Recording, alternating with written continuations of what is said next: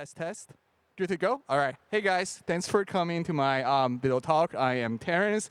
I am from Offchain Labs. I am an Ethereum protocol developer. And today I want to talk about what we're working on 2024, and most of it on my personal opinion. But yeah, I'm happy to share with you. So quick poll. Who here runs an Ethereum node? Whoa, that's a lot of people. That's awesome. Yeah, I won't ask if you run a validator because I don't want to doubt you in public. But I presume if you run a validator, if you run a node, you probably run a validator, and you probably know what like Prysm, get this, and stuff like that. So yeah, so today I want to talk about like what are we making on the client side improvement, and what is Ethereum upgrading to after DNAP. So first, I will start with client code improvement that we are making on Prysm. Again, some of this are my personal opinion, doesn't reflect the overall team, but I think there's a high degree of chance that this happened in 2024. So first, what is Prysm? So Prysm is an Ethereum consensus layer client written in Go. So how Ethereum works today is that you have your consensus layer client, like Prysm, Lighthouse, Nimbus, Teku, and you have your execution layer client. So as you know, when you run a node, you are essentially running two pieces of software, and both software communicate with each other using the engine API.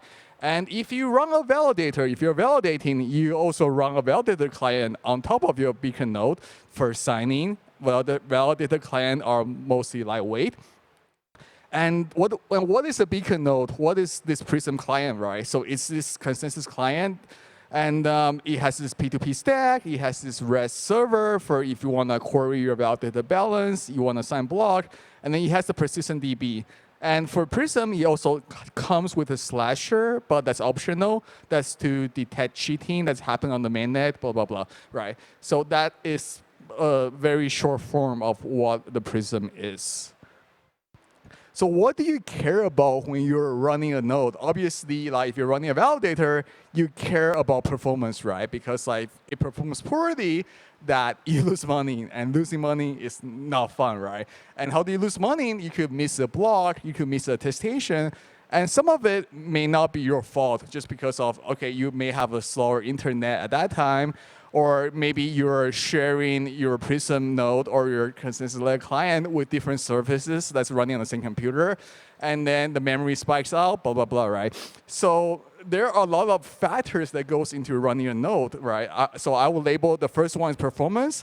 The second one is that if your node is using so much resources, that it's also not good, right? And the resources consist of bandwidth, memory, storage, and compute. And those are something that, like, as a client team, we are always optimizing. So today, Prysm. So this is captured on my mainnet setup, right? So I have a nuke. I have a CPU, which is pretty decent. I have 32 gigabyte of memory, 2 terabyte of SSD. You can purchase that today for about like $800, so it's not like very expensive. And I have 100 megabytes of download, upload bandwidth, which is still reasonable, right? And to process a block, meaning that for the block to arrive and then I process it, it takes about worst case scenario, it takes about 1 second. And then on the get, it also takes about 1 second, worst case scenario I'm talking about. But then luckily, both of them are processed in parallel. So typically, when you process a block, we say the worst case is 1 second, right?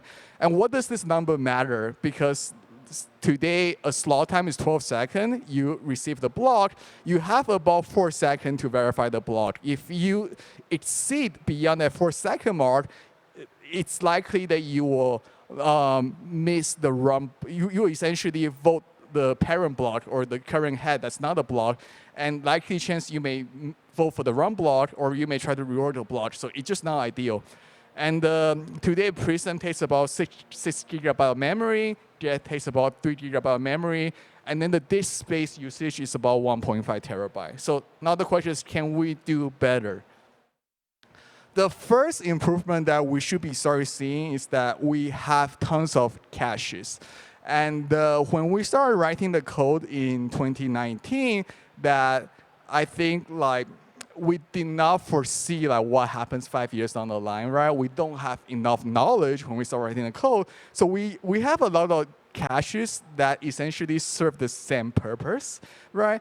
And the beacon state, the state itself is by far the biggest object on a consensus layer client. So now you have different caches that may serve different purpose, but there is overlapping responsibility that you may able to reuse it. So I think the first task that we should be focusing on is essentially to consolidate the caches to basically to the few that we mandatory need. And that this will significantly improve the memory allocation. The second thing is that we want some sort of constant size DB database. Just us for now, the DB grows linearly, right? We store every single block since the genesis. We don't store every single state, but we store state at some checkpoint. And with a block, you can replay the state to any different times you want. So that's the power of replaying the state through the block, right? But do you really care about some block that's 4 years ago? Probably not, right? So you kind of rely on this blockchain altruistic identity that you only need one single honest node to serve you the old block, right? Not every node has to keep every single block from the genesis, right? And even today, we have this our beacon chain spec that defines that we only need to serve peers that with a block that's 4 months old, right? So we can start actually doing that. Today, at the Prysm node, by default, you can prune every single block beyond the 4-month period. And you probably save a decent amount of storage. That's something that we can done today. And it's something that I think we probably will focus on this year. Then again, this is validator minimum slashing DB. So right now we have our validator, it signs things, and then if you double sign thing, that's a slashable offense. And that is really bad. You don't want that to happen. So to protect that, validator has this slashing DB. And in the beginning, that different client team implements their DB differently. They have their own slashing format, right? But then in the recent years, there is this EIP to essentially define a format, make it interchangeable between clients, meaning that if today you're running Writehouse, you want to switch to Nimbus, you can actually import the validator slashing DB on the fly, so that they essentially reduces the risk of you getting slashed, right? So this is something that Prysm team has been working on, and then and something that is really useful. Okay, so this is something that we get asked probably the most is that when REST-based validator client. So in the beginning, we spent a lot of time focusing on gRPC as a protocol because of the REST standard wasn't defined. And then the REST standard defined after we start implementing that. So as of today, Prysm validator clients only uses gRPC, and then it connects to beacon node using the gRPC, right? But you can tell this kind of hurts this interoperability because a lot of the different client teams, they all support REST, which all of them support REST, and they have their REST validator client, right? So it would be nice to have that same standard, use the REST validator client, so such that you can have this interoperability, and then the performance should be as comparable to the validator, the performance should be comparable to the gRPC. That's the important part. So once we switch to REST-based system, we can actually deprecate gRPC. That's a lot of code cleaning, code health improvement, right? So we can deprecate gRPC service, we can replace all the protobuf stuff, reduce upstream dependency, and then in some parts, you will also improve the performance as well. That's something that also the code base will be more welcoming per outside contributor. They just want to work on Go. They don't really care about protobuf. They don't really care about gRPC, and then they just want to write Go. And that's also welcoming as well. That's something that we are very much looking forward towards. Again, right? Without saying there will be UX improvement this year, we'll have better alerts, better docs, better monitoring experience. We're also working on simplifying the web interface. So everything above what I said was more of the client-specific improvements. So now I want to talk more about Ethereum-based improvement, which we actually implement the protocol. So these are the protocol changes that most likely to come in the next hard fork. Okay, so here are some EIPs that were more bullish given the timeline is say Q4 2024. The first is the EL triggerable exit. Okay, so let's go back to the beginning, right? So I said that when you run a node, you run two pieces of software. That you have your beacon node, you have your EL client get or whatever, right? So the separation concern is nice. And we can actually take advantage of that, right? Because now running two pieces of software, they can allow to pass any message. So as a beacon node, I can learn what's happening on the EVM world like really fast, right? So one thing I can do is that I can pass message for validator exit through the execution layer. And this is very nice from the standpoints of, say, a staking service or a restaking service, right? Today, to add to your validator, you have to sign something on the CL layer, but your EVM contract does not have access to that to signing that thing on the CL layer. That is a trusted operation between the operated node, right? And that kind of hurts that trust when you talk about like eigenlayer, when you talk about restaking. So it'll be very nice to essentially to be able to trigger the exit on the EL. And I think this is a big win once we get this through.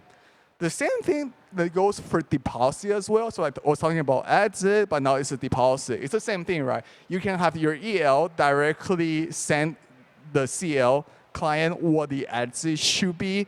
So currently how it works today is the CL are actually like listening to this like deposit contract through some ETH get log event, and they have this 8 hours delay for withdrawal. But this simplifies the process, right? We can trust EL just in time. So EL tells me that there is a deposit that's happening 10 minutes ago. We can already import that. And then it also allows us to clean up the code base a little bit. So we can deprecate all of the ETH1 voting logic, blah, blah, blah. The third one is that this is more on the attestation structure. So attestations of votes, they're validator voting on what is the head of the chain. So we can change the attestation structure to make it more aggregation friendly. So this helps network propagation. It will save you bandwidth. And then in the happy case, your validator may make less vote correctly. So again, this one's interesting. This one's reusing the validator indices, right? So today, when a validator adds it, the validator still exists in the beacon space, right? So that space is wasted. You basically have this like 50 bytes that just stuck there, right? And right now there are about like 200,000 quantities of validator that's added this. So that space is just wasted forever. It seems silly, right? So it would be nice to essentially repurpose those validator indices for the new validators. So this seems to me like a no-brainer. So there are some EIPs that's very interesting, but then we want to do it, but we're kind of like less confident given the Q4 timeline. But this may be more confident if today we say the next hard fork is in Q1 2025 or Q2 2025, right? The first one is peer dust. So we know DNAP is coming that enables some sort of data scalability. So now we can have another data market for blob data.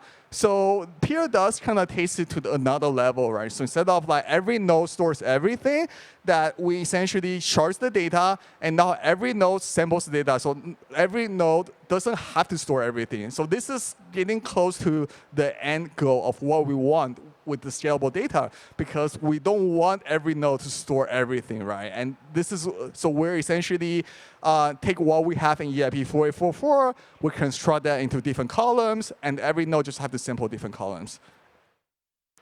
And then force inclusion disk. So this is another interesting one that we want to address sooner or later. It's currently like a number of blocks that they're getting censored, and then as a solo validator, I have to make this choice whether I want to use the builder or I want to build my local block. But this choice is hard because it's saying that do I like money or do I not like money? And most people would probably say that they like money, but then they ended up using the builder, and then you basically have to build the blocks what the builder gave you, right? So force inclusion is basically give validator this option that says that you can use the builder still, but you can still propose your own block but those blocks has to be included by the next validator. So this improves censorship resistance over the network, which is very important for the credible neutrality standpoint for the long term. Then there's a bunch of proposals that me and my team have been working on that's ensuring proposal builder separation. So currently, you have your validator, you have your builder, you have your relayer. And relayer is this trusted entities that's in the middle between the validator and the builder. And then we think there is a nice outcome that we could achieve by removing the relayer and then ensuring some trusted communication between the builder and the validator itself. But this is, of course, this is like at least a 2-year project, in my opinion. It requires a lot of thought, but I think this is the angle that we should achieve, because the current MEV boost, the relayer world, may not be sustainable for the long term, and I think this vision will serve us well. Finally, right, there are some initiatives that we plan to explore, such as max effective balance. So today, every validator 32 ETH, and then you have 100 validators, then you deposit 3,200 ETH, but you have 100 keys. So you're propagating 100 messages over the network, right? But that's quite wasteful. Why can't I just propagate one message, presuming that I have 100 keys? That's what max effective balance is, and it's something that we would love to explore. The second one is virtual tree. Virtual tree is very interesting. It's mostly changes on the EL client, less changes on the CL client, but we will be happy to support that. This essentially ensures more trustless verification on the EL side. We can increase the guess limit, and then the lighter node can also verify the block through some sort of proof. So virtual is definitely the future. And then light client roadmap, definitely. Light client has existed for a long, long time now. I think since 2021. And then we haven't made much progress for my team per se, and then that's something that I think is more important moving forward as we see more use cases that raise up. Yeah, but if you have anything else that you want me and my team to look at, yeah, feel free to DM me.